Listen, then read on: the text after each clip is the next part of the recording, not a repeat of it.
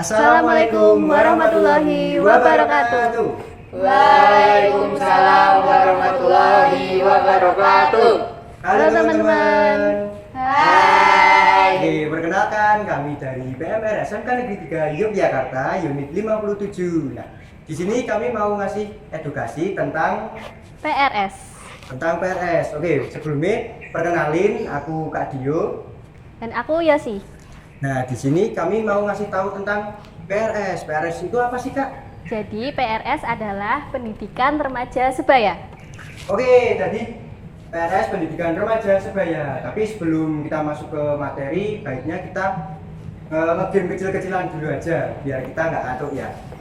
Oke, di sini gamenya itu kata kuncinya adalah tepuk. Nah, nanti aku bakal ngucapin tepuk 1 sampai tepuk 3. Nah, nanti teman-teman lakuin sesuai apa yang aku minta. Kalau tepuk 1 gitu ya. Nah, kata kuncinya adalah tepuk. Kalau aku nggak bilang tepuk, nanti kalian nggak usah tepuk, oke? Paham? Oke, kasih ya. Tepuk 1, tepuk 2, tepuk 3, tepuk 2, tepuk 2, tepuk 1, 3. Berapa fokus? Lagi ya, yang fokus ya teman-teman. Oke, 1, bagus.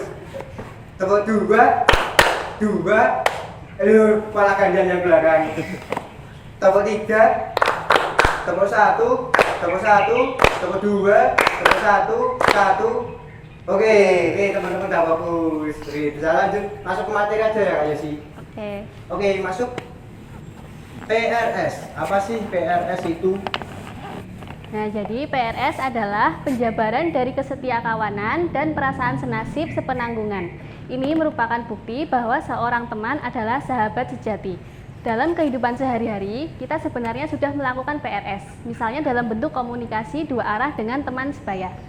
PRS yang kita pelajari di sini tidak lain ialah melaksanakan segala sesuatu yang sudah biasa kita lakukan.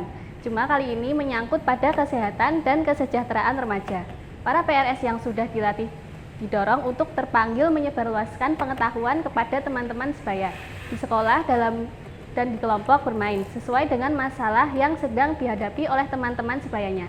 Tentu saja para pendidik sendiri diharapkan menjadi panutan bagi teman-teman sebayanya dalam berperilaku. Sikap menjaga rahasia teman juga merupakan persyaratan yang utama.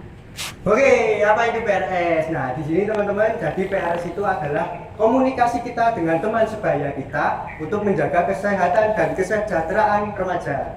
Nah, dalam bentuk PRS ini adalah kita komunikasi dengan teman sebaya kita, teman-teman dekat di sekitar kita. Itu teman-teman. Jadi dalam kehidupan sehari-hari ini kita sebenarnya sudah sering melakukan PRS. Misalnya kita sedang berbicara dengan teman kita saling berkeluh kesah, saling bercerita tentang permasalahan yang kita hadapi sesama teman sebaya kita. Nah, itu salah satu bentuk dari PRS. Oke, sampai sini paham ya? Paham. Oke, paham. Next. Cara melakukan PRS. Karena PRS dikemas dalam bentuk komunikasi tidak resmi antar teman sebaya, tidak ada cara baku untuk melaksanakannya. Tempatnya bisa di mana saja, waktunya bisa kapan saja, bisa satu kali atau berkali-kali pertemuan. Suasananya bisa apa saja, yang paling penting adalah menciptakan suasana saling percaya. Usahakan agar kerahasiaan teman tetap saling dijaga. Oke, cara melakukan PRS. Nah, teman-teman, jadi PRS itu sifatnya tidak resmi seperti kita sekarang. Kita ada di sini kan sudah tempatnya sudah ditentuin, waktunya ditentuin, kitanya yang hadir sudah ditentuin. Nah, untuk PRS itu tidak formal teman-teman. Jadi PRS ini bisa dilakukan di mana aja. Contohnya seperti kita berbicara lewat chat seperti WhatsApp atau Instagram atau media komunikasi sosial digital yang lainnya. Dan juga itu bisa dilakukan seperti kita ngomong langsung sama teman kita berdua nongkrong gitu, terus data misalnya. Nah, itu salah satu bentuk cara melakukan PRS. Yang penting ada kita sebagai pendengar dan ada teman sebaya kita yang sebagai yang menjelaskan permasalahan ke kita gitu teman-teman. Oke, lanjut. Nah, jadi PRS itu dibagi dalam beberapa tahapan. Tahapan yang pertama, tahap penerimaan. Pada tahapan ini yang penting adalah mendengarkan keluhan atau masalah yang dialami teman. Tunjukkan rasa tertarik kalian, bantu ia mengungkapkan keseluruhan masalah yang dideritanya. Oke, jadi di sini kan teman-teman bakal dididik menjadi sebagai kader PRS dalam PMR ya tentunya. Nah, di sini ada beberapa tahapan biar kalian itu bisa menjadi PRS. Nah, sebelum kita masuk ke tahapan, biar memudahkan kakak dalam menyampaikan kepada teman-teman, di sini kita ambil topik yang ada di sekitar kita aja. Misalnya kita ambil topik confess teman-teman. Nah, pasti kalian udah nggak familiar dong. Pastinya kalian familiar dengan apa itu confess, dan teman-teman mungkin udah pernah melihat kejadian itu. Nah, di sini tahap penerimaan ini adalah teman kalian itu bercerita dan percaya kepada kalian sebagai pendengar. Jadi misalnya Kak Yosi mau cerita ke aku tentang confess. Aku tuh mau confess sama si A, tapi aku nggak berani karena mungkin dia itu terlalu tinggi buat aku. Nah, misalnya seperti itu teman-teman, itu masuk ke tahap penerimaan. Yang penting teman kalian itu percaya dan kalian itu bisa dipercaya teman-teman kalian, apalagi teman-teman kalian yang punya resiko dalam permasalahannya. Pasti ada dong teman-teman kalian itu yang susah bercerita karena dia mikirnya, aduh kalau ini tak ceritain resiko banget gitu ya Kak. Nah, jadi gunanya kalian sebagai PRS adalah membangun kepercayaan teman kalian agar teman kalian tuh bisa bercerita ke kalian. Nah, kalau udah bercerita nanti masuk ke tahap selanjutnya. Nah, bakal di tahap selanjutnya ini bakal dijelasin lagi, yaitu jadi tahap selanjutnya adalah tahap pemasukan ide. Di tahap ini, pelan-pelan masukkan ide kalian ke dalam benak dan hati teman kalian. Usahakan untuk tidak tergesa-gesa dan jangan melakukan banyak ide secara sekaligus. Sebaiknya berikan sedikit demi sedikit secara berulang-ulang dan berurutan. Juga diharapkan agar pemasukan ide jangan dikemas dalam suasana menggurui atau mendikte.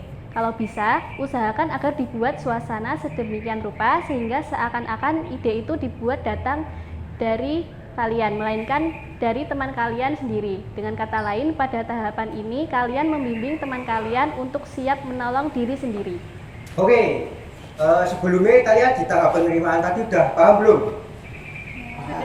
Oke, sudah ya. Berarti nanti di tahap pemasukan ide ini kalian pasti bakal paham. Oke, tahap pemasukan ide. Di tahap pemasukan ide ini kan kalian tadi udah mendengarkan cerita teman kalian. Tadi aku udah dengerin Kak Yosi cerita tentang masalahnya nggak berani confess.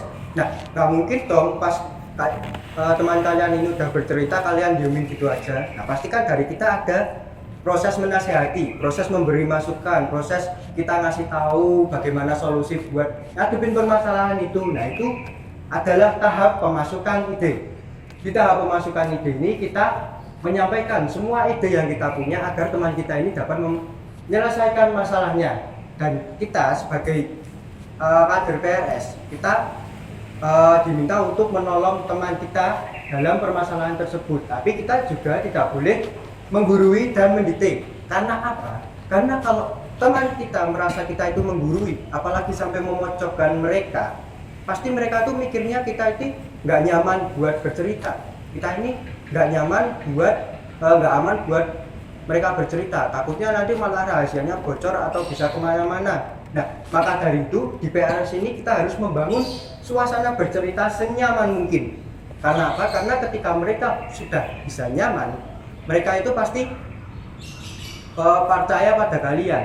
Dan ada teman kalian kan yang susah buat percaya, susah buat bercerita gitu. Nah, caranya kalian itu ajaklah teman kalian buat bercerita dengan senyaman mungkin.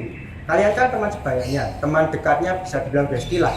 Nah, pasti kalian tahu dong teman kalian itu nyaman bercerita ketika apa. Mungkin ketika makan, ketika berkendara di motor, atau ketika debat berdua gitu. Nah, pasti kalian tahu. Misal dia Kak Yosi bisa nyaman pas bercerita pas sambil makan. Nah, aku ngajak Yosi buat bercerita sambil makan aja. Yang penting dia bisa nyaman dan dia bisa mengeluarkan semua apa permasalahan dia. Dan jangan sampai ada yang ditutupi karena nanti bisa berakibat di selanjutnya. Nah, itu teman-teman buat tahap pemasukan ide ini. Nah, di sini udah paham belum gimana pemasukan ide ini? Paham. Nah, oke, kalau udah paham, lanjut aja di tahap terakhir. Nah, tahap yang terakhir adalah tahap pemeliharaan. Ide yang sudah dimasukkan harus dipelihara. Ini karena pembentukan atau perubahan perilaku memerlukan waktu yang lama. Untuk keperluan pemeliharaan ini dibutuhkan upaya terus-menerus dan berulang-ulang guna mengajak teman menuju ke arah dan cita-cita yang telah disepakati bersama. Oke, jadi kan tadi di tahap pemasukan ide pasti teman-teman dan teman sebaya kalian udah bikin kesepakatan dong. Misal kalian mau ngelakuin ini buat pecahin permasalahannya. Kak Yosi bakal ngelakuin, dia bakal confess dengan berani untuk menyelesaikan pertemanannya. Nah, itu maksud kasih saya menyelesaikan permasalahannya, gitu ya teman-teman. Nah, itu. Nah, di tahap pemeliharaan ini tinggal pengamalannya aja, pengaplikasiannya. Jadi kesepakatan yang udah disetujuin nanti bakal dilakuin sama teman kalian. Tugas kalian apa? Tugas kalian adalah menjaga teman kalian ini, mengawasi teman kalian biar kesepakatan yang udah telah disepakati itu bisa tercapai. Tapi dengan cara kalian disamarkan. Jadi kalian nggak boleh langsung to the point. Kamu kok nggak ngelakuin ini? Kamu kan harusnya gini. Kalian nggak boleh. Nanti takutnya dia tidak nyaman. Nah, itu teman-teman di tahap pemeliharaan ini kalian paham belum? Paham belum? Sudah paham. Oke, sudah ya. Ya. Oke, berarti udah selesai nih Kak materinya. Nah, oke, untuk itu tadi teman-teman materi tentang PRS. Nah, teman-teman ada pertanyaan nggak nih selama materi? Belum ada. Oke, belum ada nih Kak Yosi. Kalau gitu gimana? kita aja yang tanya gimana? Oke sih. Jadi aku sama Kak Yosi udah nyiapin beberapa pertanyaan. Nanti yang bisa jawab dapat hadiah. Nah, nanti yang bisa jawab langsung angkat tangan dan berdiri aja. Oke? Oke. Bisa dikasih tahu pertanyaannya Kak Yosi? Nah, jadi pertanyaan yang pertama, coba sebutin contoh PRS dalam kehidupan sehari-hari. Saya Kak, Oke, langsung berdiri. kalau dari saya sih saling menghormati satu sama lain. Oke, bener, tepuk tangan. Yuk, lanjutkan. Lanjut Kak. Nah, pertanyaan kedua, tadi ada berapa tahap Siapa sih namanya? di PRS? Oke, Kak. Andrel, mantap. Silakan. Oke, ada 3 tahapan. Yang pertama penerimaan, yang kedua pemasukan ide, yang ketiga pemeliharaan. Oke, Benar. benar. Maju. Lanjut Kak. Nah, pertanyaan yang terakhir, Namanya siapa? menurut kalian Oke, tahap keren, Tasya. pemasukan ide itu apa sih? Saya Kak, Silakan. menurut saya tahap pemasukan ide itu adalah tahapan di mana kita memberi nasihat atau memberi masukan kepada teman kita, tetapi kita tidak mengguruinya atau memaksakan nasihat kita untuk dilaksanakan oleh dia.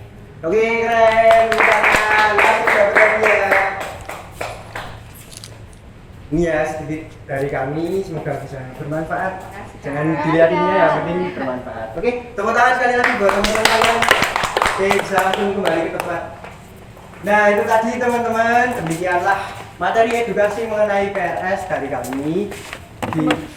Semoga materi yang kami sampaikan tadi dapat bermanfaat buat teman-teman dan semoga teman-teman dapat menjadi PRS yang baik buat teman sebaya yang lainnya. Amin. Oke, sekian dari kami. Bila ada kurang lebih dan salah dalam kata pengucapan penyampaian, kami mohon maaf sebesar-besarnya. Sekian kami akhiri. Wassalamualaikum warahmatullahi wabarakatuh. Waalaikumsalam warahmatullahi wabarakatuh. Terima kasih teman-teman.